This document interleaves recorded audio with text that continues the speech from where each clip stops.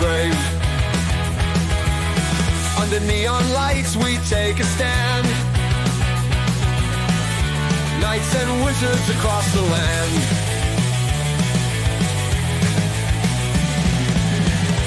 Monsters lurking in the night. Heroes ready for the fight. Are you ready for the fight? Because dun dun dun dun dun dun dun dun dun dun dun dun dun dun dun dun. Today on No Wizards of the Coast February, we're taking a look at Edge Studios, currently the home and host for the Star Wars role-playing game. Not my favorite version of the Star Wars role-playing game. That's, of course, West End Games D6 Star Wars, the great-grandfather of the expanded universe. But for most of the people who are currently aware of the current Star Wars, whether it embraces the weirdness of Disney or not, it's Edge Studios. So let's see what's going on with Edge Studios, specifically with Star Wars and anything else that Edge Studio makes. But of course, mostly Star Wars. I mean, they do make other games, but it's Star Wars, right? So they are the current host of the Star Wars role-playing game. They have 2 Star Wars role-playing game universes that they mess around with. They've got the Edge of the Empire campaign setting. They've got the Age of Rebellion campaign setting. They've got the Forced and Destiny campaign setting. And then they've got some supplements for the various campaign settings. And it looks like they might also be doing a Force Awakens campaign setting. So these take place during different time periods within the Star Wars epic storyline, the New Hope storyline, the rise of Skywalker, the prequel storyline, and the sequel storyline. For most of us, we are only count the New Hope storyline and Rogue One, because the end of Rogue One leads into the beginning of Star Wars, and that last 5 minutes with Vader are just so hardcore. And it's like, Vader's badass. And it finally gets to show us how badass Vader was. When just the gate opens and Vader just comes in and lays a smack down on all of those rebels, and you're like, yeah, I know he's the bad guy, but it's Vader. Let's see what's going on with these guys. I mean, and there are other games, but mostly stuff. Okay, right now they're pursing their Arkham Horror game. Arkham Horror role-playing game, which is based upon the Arkham Horror board game, which I've played, can go up to 16 hours. I think our Arkham Horror game lasted 7 hours before everybody was just like, this is duh. Which is based, of course, upon the Call of Cthulhu role-playing game, which is based upon the Lovecraftian novels and books. So we go book to game to game to game.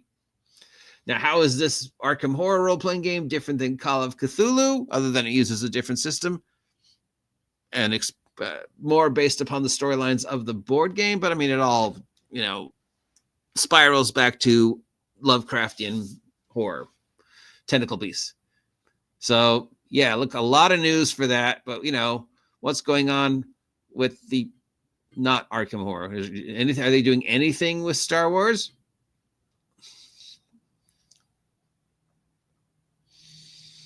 Doesn't look like it. It's Star Wars. Why are you not pushing Star Wars? We need Star Wars. Is this the process of telling us we're done with Star Wars? I hope not, because it's Star Wars. Have I mentioned how much I love Star Wars?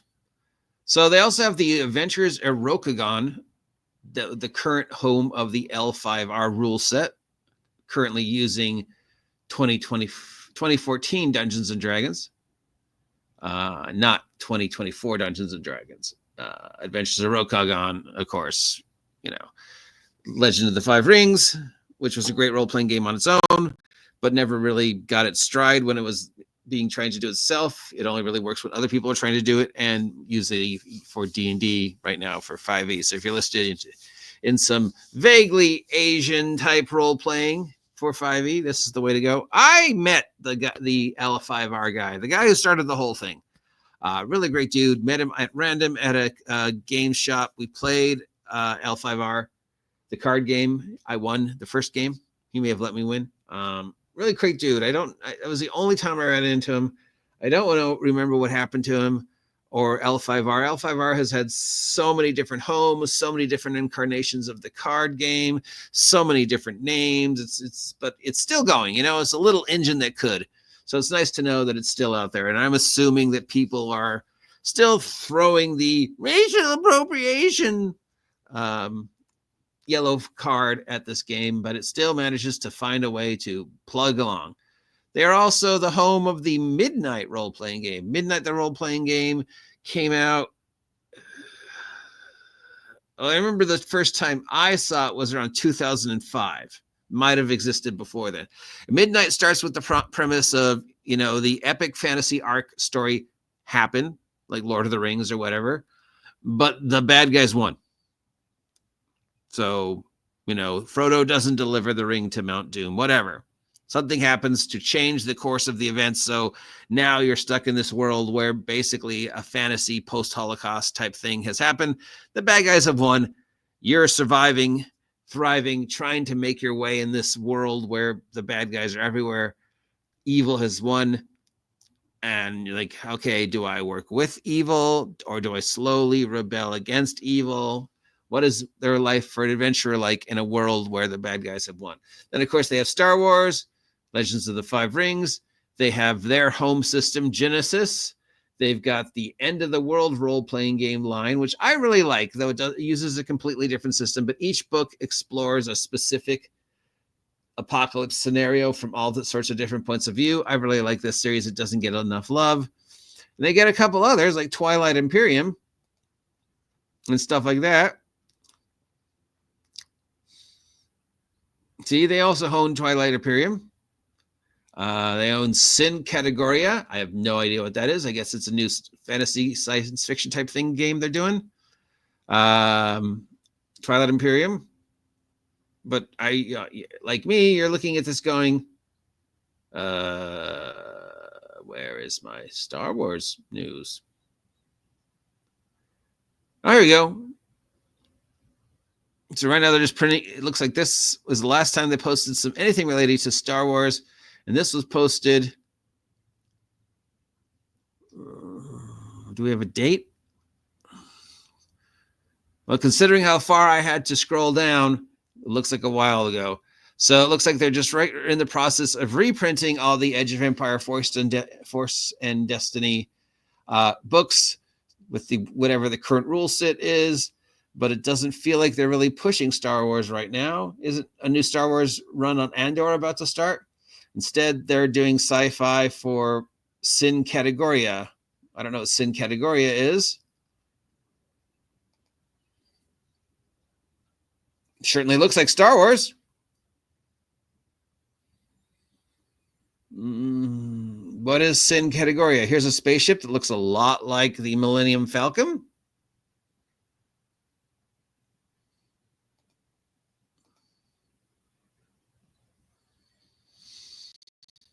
Sin Categoria, this is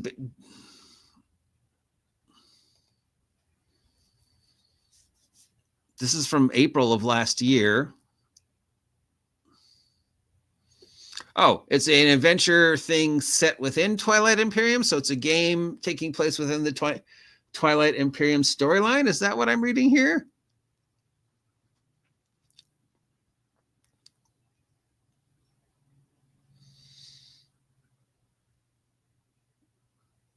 So instead of pushing Star Wars, they're pushing Twilight Imperium. And this is all from a year ago.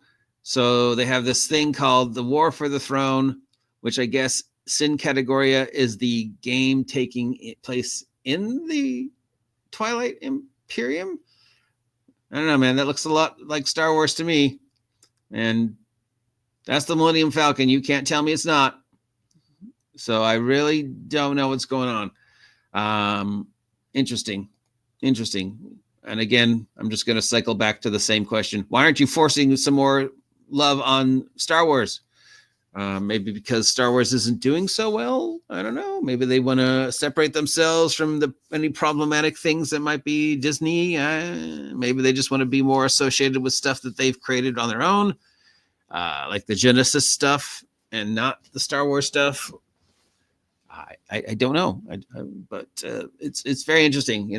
I gotta admit, when we started this project to try and find news about other game companies, it does feel like it's a lot harder to find out what the other game companies are doing as opposed to the game company that shall not be mentioned, even from Paizo all the way down to Edge Studios and down to even further with other obscure things. It's like, some of these stories are from a month ago. Some of them are from a year ago. Some of the pages look like they haven't been updated in months. The news is usually very obscure and hard to read and doesn't make sense. I don't know, man. It's hard to describe, to put into words. But after doing like 8 of these now, or how many of these we've done, well, at least 3, doing this for 3 weeks, there's sort of a sense of about these other sites. Say what you will about all the horrible mistakes company whose name we shall not mention are making, but they're making them, and we're hearing about them on a daily basis in some form or another. The needle does not move unless it is somehow directly related to Granddaddy Gygax and his spawn from up there in Seattle. And the news is very clear, concise. The words that are coming out of the mouth of the idiots, once you peel away the mumble jumble, it's very clear and concise. We don't agree with it. Most of us think it's stupid, but it's like, okay, I could definitely see what you're doing. I'm not confused. And then we get to the other sites, and this began with the Paizo site and continues on to the most recent site, where it doesn't feel as record sharp, as well written, as well presented. It's just kind of meanders.